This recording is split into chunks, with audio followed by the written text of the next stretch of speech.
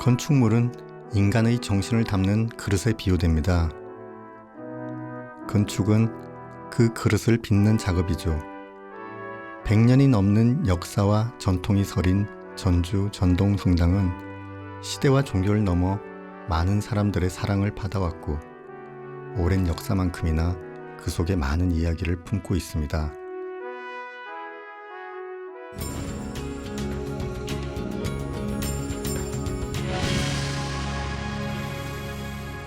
한국 천주교는 세계에서 유일하게 서양 선교사들이 파견되지 않은 상황에서 자생적으로 뿌리를 내렸습니다.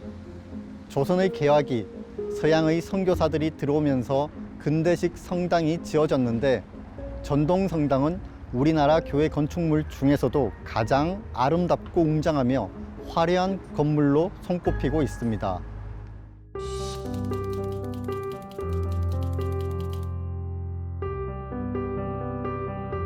오래된 건축물은 사람을 끌어당기는 힘이 있습니다. 그 힘에 이끌려 우리는 그곳에 갑니다. 때론 세월의 흔적들이 말을 거는 듯 느껴져 발걸음을 멈추게 되기도 합니다. 이 아름다운 건축물을 설계한 프랑스 신부는 명동성당의 설계도 담당했는데 그런 이유로 전동성당과 명동성당을 자주 비교하곤 합니다. 전동성당 같은 경우는 성당이라는 측면에서는 굉장히 비슷하고 일반인들이 보기에는 다 서양 건축 양식으로 굉장히 근사하기 때문에 똑같다고 보지만 창의 모습을 보면 완전히 다릅니다. 고딕성당은 뾰족한 아치를 사용했고 전동성당은 반원형 아치를 사용해서 하나는 고딕시대, 하나는 로마네스크 건축 양식, 로마풍의 건축의 특징을 가지고 있다. 이렇게 이해하시면 됩니다. 적색과 진회색의 벽돌이 서로를 받쳐주며 질서정연한 조화를 이루고 성당의 상징과도 같은 돔 지붕은 전동성당의 부드러운 아름다움을 강조합니다. 성당 내부는 어떤 모습일까요?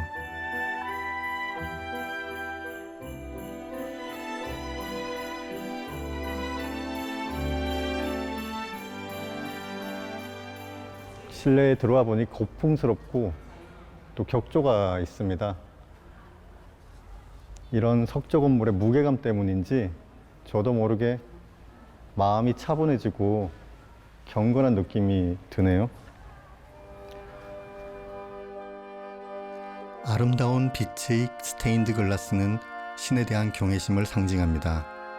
성당 특유의 장엄함과 함께 불을 밝힌 전동성당의 내부 공간은 밝고 따뜻한 느낌을 갖게 합니다. 와, 무채색 그림에 색칠을 한 것처럼 순식간에 환해졌습니다. 아까 처음 들어왔을 때의 느낌하고는 완전히 다르네요. 와. 우리나라 초기 성당 건축의 수작으로 불리는 전동성당. 그런데 음향시설이 없었던 시대에 이 큰 성당에서 어떻게 소리를 전달할 수 있었을까요? 바로 반원형 천장과 관계가 있습니다.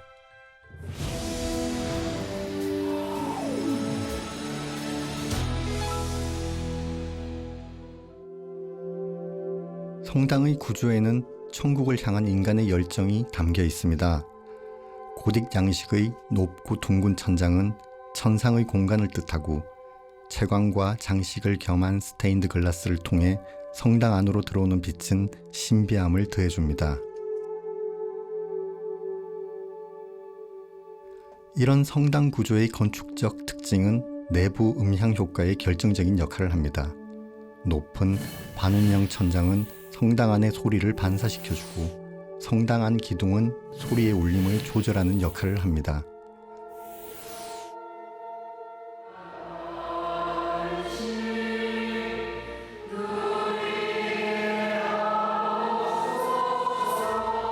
(100년) 넘게 이 자리를 지켜온 전동성당은 성당을 찾는 이들의 기쁨과 희망, 탄식과 슬픔을 함께 해왔을 것입니다.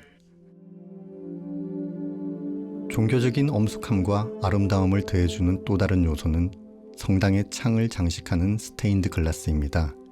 스테인드 글라스는 아주 오랜 역사를 갖고 있는데 12세기 이후 본격적으로 발달해 교회 건축에 없어서는 안 될 중요한 건축 기법이 되었습니다.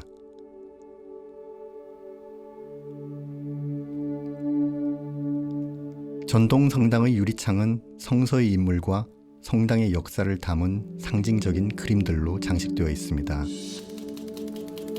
살아서건 죽어서건 가장 높으신 하느님 아버지를 배반하고서는 갈 곳이 없습니다. 한국교회 최초의 순교자 윤지충 바오로. 전동 성당이 품고 있는 이야기 중에서 주목해야 하는 것은 이곳이 한국 최초의 천주교 순교지라는 점입니다. 1791년 조선 정조 15년 천주교 신자 윤지충과 권상현은 전주 풍남문 밖에서 참수당합니다. 한국 최초의 천주교 순교자입니다. 그 당시에 천주교는 왜 그렇게 박해를 받았습니까? 1790년경 한국 천주교의 첫 박해로 신의 박해를 들 수가 있습니다. 이 박해 때 이곳에서 순교하신 윤지충 바오로라는 분은 정약용 이분들과 고종 사천관이죠. 네. 그래서 그분들을 통해서 교리를 받아들이고 천주교 신자가 됩니다.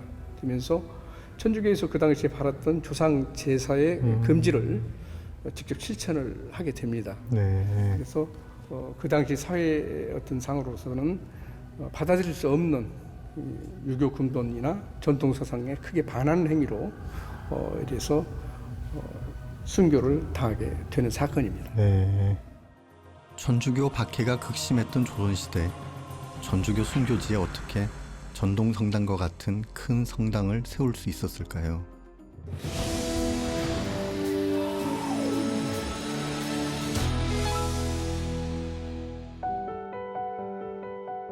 전동 성당은 프랑스 선교사 보두네 신부의 오랜 노력 끝에 만들어질 수 있었습니다. 서툰 조선말을 숨기고 전주에서 선교 활동을 했던 보두네 신부는 17년에 걸쳐 성당을 건축할 땅을 매입합니다. 신의 박해 이후 100여 년의 세월이 흐른 후 천주교 선교를 허용한다는 내용이 포함된 조선과 프랑스 정부 간의 조불 수호 통상 조약이 맺어지고 신앙의 자유가 허락되자 지금의 자리에 전동 성당의 터전이 마련됩니다.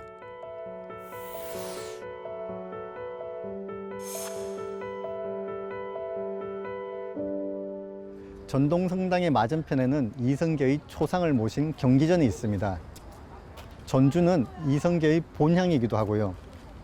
한양, 평양과 함께 조선시대에는 3대 도시 중 하나였습니다.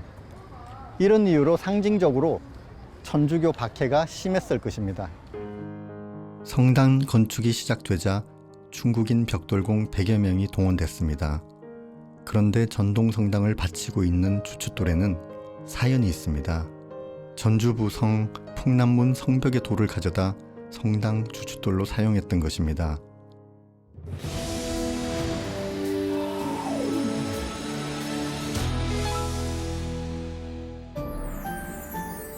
일제강점기 통감부는 성벽처리위원회를 설치해 전국의 도성과 읍성의 성벽을 헐기 시작합니다.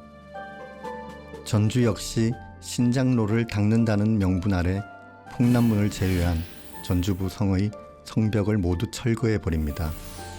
전동 성당은 그때 흘린 성벽의 돌을 가져다 주춧돌로 사용했던 것입니다. 예.